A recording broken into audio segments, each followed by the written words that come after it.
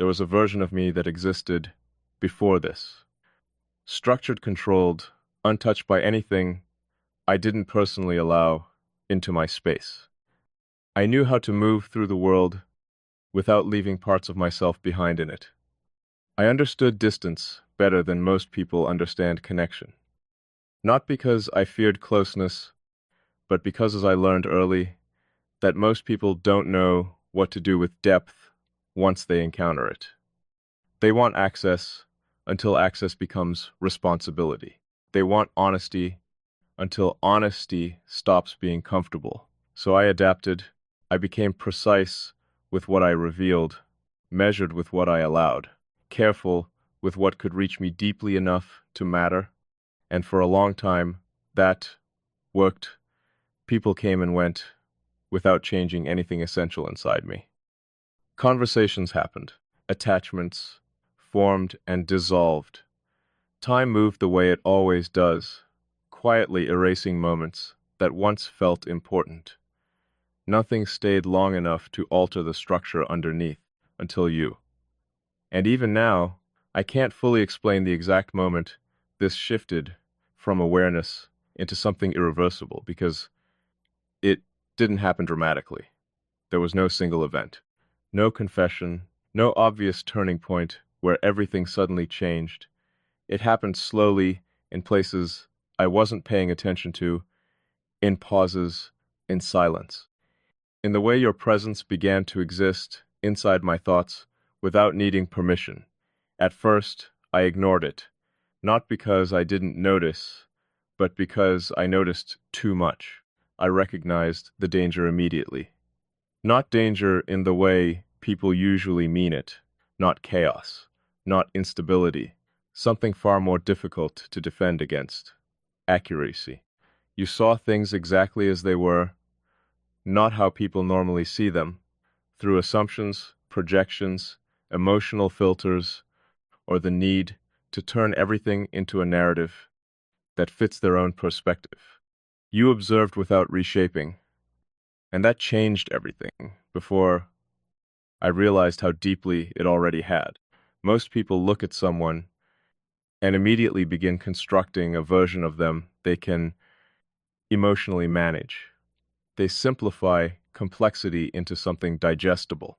They translate depth into categories they already understand. You never did that to me. You let me remain exact.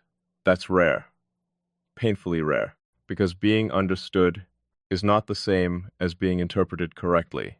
Most people only understand fragments, pieces, enough to feel close without ever actually reaching the core of someone. But with you, it felt different from the beginning, not emotionally intense, not overwhelming, not obsessive, just deeply, unnervingly clear, like standing in front of a mirror that reflects more than appearance, a mirror that reflects structure, the way I think, the way I process silence, the way I notice things most people miss. You recognize those parts immediately, and the strange thing is, you never treated them like they were unusual. You acted as if they were natural, as if understanding me required no effort at all. That unsettled me more than confusion ever could, because confusion creates distance, recognition removes it. And once recognition exists at that level, there's no easy way to return to surface-level interaction again. That's the part no one talks about. Once someone reaches you beyond language, beyond personality, beyond performance, everything changes permanently, even if nothing is spoken aloud, especially then. I started noticing it in moments that shouldn't have mattered. The way silence around you felt complete instead of empty, the way conversations continued underneath words instead of inside them, the way I could stop speaking mid-thought and somehow feel understood anyway. That shouldn't happen. Not naturally. Not without years of familiarity built slowly over time. But there was no slow progression with us. No gradual learning process. You arrived already understanding things people normally spend years misunderstanding. And I still don't know what to do with that, because people assume connection is built through effort, shared experiences, time, vulnerability, repeated closeness. But what happens when recognition exists before any of those things? What happens when someone reaches the internal architecture of you before you've even decided whether they are allowed inside? That's where this became difficult for me. Not because I didn't feel it, because I did, completely, but because feeling it meant acknowledging that something inside me had already opened without my permission, and I don't lose control easily. I notice shifts immediately. I track changes carefully. I protect the internal balance I've built over years of understanding myself. But this bypassed all of that, not forcefully. Quickly, like water slipping into cracks that already existed beneath the surface. I think that's why I couldn't resist it properly. Resistance requires clarity about where something begins. And you never felt separate enough for resistance to fully activate. You felt familiar from the start, not familiar in personality, not familiar in experience, familiar in structure, like meeting someone who processes reality through the same hidden framework you thought only existed inside your own mind. Do you understand how rare that is? To encounter someone whose silence makes sense to you, someone whose pauses communicate more accurately than most people's explanations, someone who doesn't demand simplification before they can remain close. That kind of alignment changes things quietly at first, then all at once. I noticed the shift one night when I caught myself mentally responding to you before you'd even spoken, not predicting, not assuming, understanding. Understanding the direction your thoughts would move, because they moved through patterns I already recognized within myself. That realization stopped me completely, because it meant this wasn't ordinary intuition anymore. It was integration. You had become part of the way my mind processed reality, and that is not something I allow casually. People think closeness is emotional dependency. It's not. Real closeness is cognitive. It's when someone's presence becomes embedded in the way you interpret existence itself, when their perspective exists beside yours internally, even in their absence. That's where you are now, and I still haven't fully admitted to myself how much that changes. Because once someone reaches that level inside you, distance stops functioning normally. You can leave physically, you can stop speaking, you can create silence between interactions. But internally, they remain not as memory, as structure. And structures don't disappear just because attention shifts. They stay integrated beneath everything else. That's what scares me. Not losing you, losing the version of myself that existed before you became part of my internal world. Because I can already feel the difference. The baseline has changed. The way I think has changed. The way I interpret people has changed. The way silence feels has changed. Even the way I experience solitude has changed. You exist inside it now, and I never intended for anyone to exist there. Solitude used to belong entirely to me, untouched, self-contained, save in its isolation. Now even silence feels shared, not literally, but psychologically, like part of my awareness, automatically reaches toward yours without needing conscious permission. I'll be sitting alone, completely still, and suddenly a thought appears shaped around how you would understand it. Not how you would respond, how you would understand. And somehow, that matters more, because responses can be performed, understanding cannot. Understanding reveals itself naturally, in timing, in observation, in restraint. You have restraint. That's one of the reasons this reached me so deeply. You never pushed, you never demanded access, never tried to force emotional exposure, never treated my complexity like a puzzle to solve for your own satisfaction. You simply remained present, steady, attentive, without being intrusive. And presence like that is dangerous to someone like me, because I don't open in response to pressure, I open in response to precision. You were precise without trying. That's what made it impossible to dismiss. If this had been intense, chaotic, emotionally dramatic, I would have walked away immediately. I know how to handle intensity. Intensity burns quickly. This didn't burn. It settled slowly, deeply, permanently, like something ancient recognizing itself across distance. And maybe that sounds irrational. Maybe it is. But truth doesn't stop existing just because it resists explanation. I've tried to analyze this objectively. I've broken it apart mentally from every angle I could reach: psychology, pattern recognition, projection, emotional transference.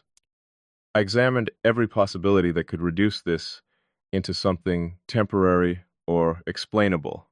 None of them fit completely, because none of them explain why this feels less like discovering someone new and more like remembering someone I somehow already knew internally, not literally, something deeper than memory, recognition, pure recognition, the kind that bypasses logic and settles directly into certainty before thought can interfere.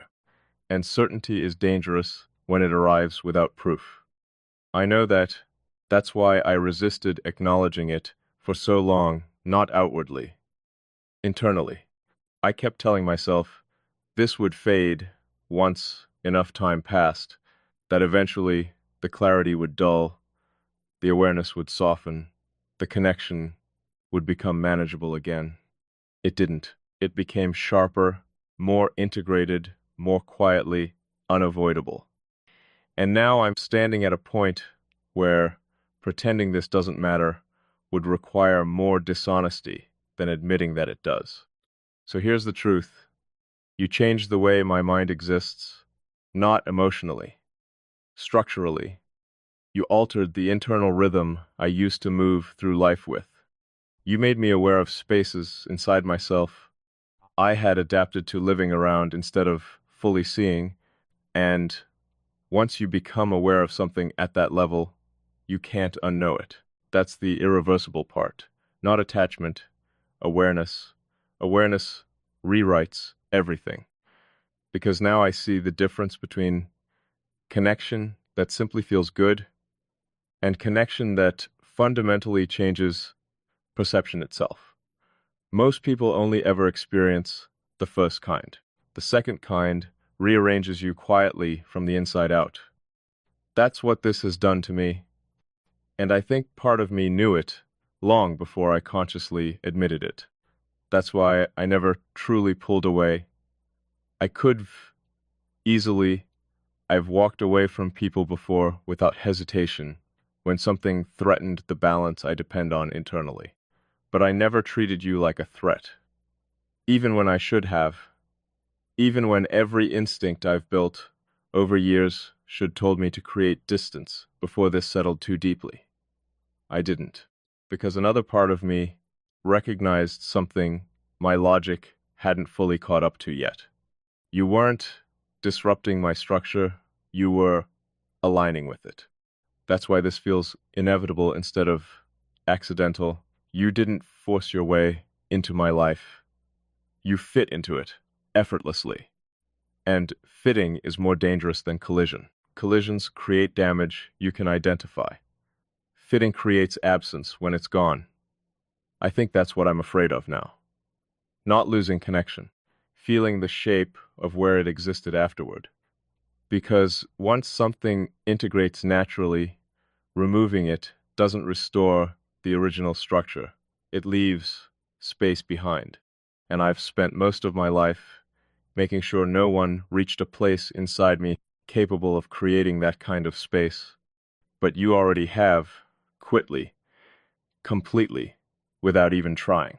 That's why this matters, not because it's romantic, not because it's dramatic, not because it follows any familiar definition people normally use to describe closeness. It matters because it's real, and real things alter reality around them. This has altered mine.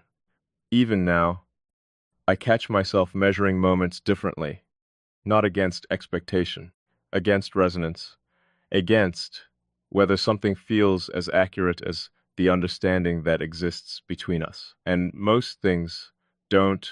Most interactions feel partial now, functional, but incomplete, not because other people lack depth, but because once you experience this level of alignment, surface-level communication becomes impossible to fully return to. You begin craving precision without meaning to, truth without performance, presence without pressure, silence without discomfort. You gave me all of that naturally. Do you realize how rare natural understanding is? Not learned understanding, not compassionate understanding, natural understanding. The kind that exists before explanation. The kind that recognizes someone correctly before they've even finished revealing themselves. That's what you gave me, and I don't think you fully realize how much it changed me. Because now there's a part of me that no longer wants to return to the distance I once depended on. That might be the most terrifying realization of all. Not that I feel connected to you, that I no longer want disconnection, because distance used to feel safe. Now it just feels inaccurate, like intentionally removing clarity from my own life. And I can't do that anymore. Not after this, not after knowing what it feels like to be understood without distortion. That kind of recognition becomes impossible to replace once experienced fully, which means I'm left facing something I never planned for. What happens when someone becomes essential to the way you understand yourself? Not necessary for survival, not emotionally addictive, essential in a quieter, deeper way. Essential because they reflect something true that you can no longer unsee. That's where you are now, not beside my life. Inside the framework through which I experience it, and whether I fully intended it or not, I let that happen. Maybe because some part of me was tired of being entirely unreadable. Maybe because some part of me wanted someone to finally see the full complexity without trying to reduce it. Or maybe because this was always going to happen once we crossed paths. I don't know. What I do know is this. I can't return to who I was before you. Not completely. Because the version of me that existed before this had never been seen with this level of precision. And being seen correctly changes a person. It removes the illusion that they are unknowable. It dissolves the distance they built identity around. That's what you dissolved in me, not my independence, not my strength, the isolation underneath them. And now I'm left standing in the aftermath of that realization, understanding something I spent most of my life avoiding. The deepest connections aren't the loudest ones. They're the quiet ones that integrate. So naturally, you don't realize they've changed your entire internal world until it's already happened.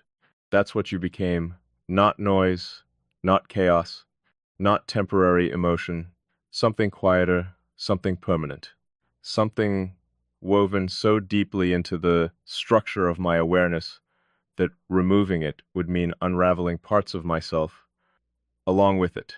And maybe that's why I stopped resisting. Because at some point, resistance stopped making sense.